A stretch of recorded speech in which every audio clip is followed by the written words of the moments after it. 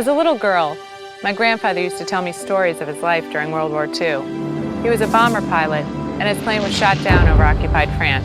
As my grandfather parachuted from the sky, he didn't know if he would live or die. He didn't know he'd be rescued by the French resistance and brought to a farm on the countryside, or that he'd hide from Nazi patrols in a barn, a lot like this one. What he did know is that he wasn't going to give up. See, for my grandpa, there was never blame on both sides. The Nazis were in the wrong, period. And he thought being an American was one of the luckiest things that could happen to a person. And you'd better be prepared to serve your country if called upon to do so.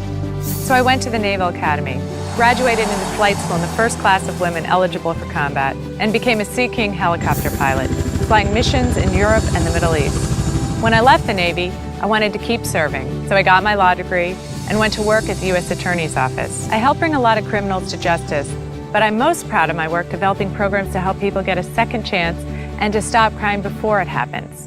Now, I'm running for Congress because the values my grandfather shared with me, that my husband and I are now passing on to our kids, are under attack by Donald Trump.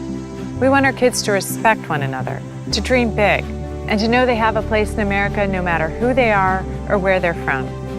I know I'm not alone. Every day I visit with people around this district, listening and sharing their concerns. That's something this part of New Jersey hasn't had in a while.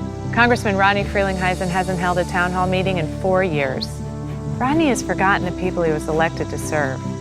Instead of protecting us, he's voting 98% of the time with President Trump.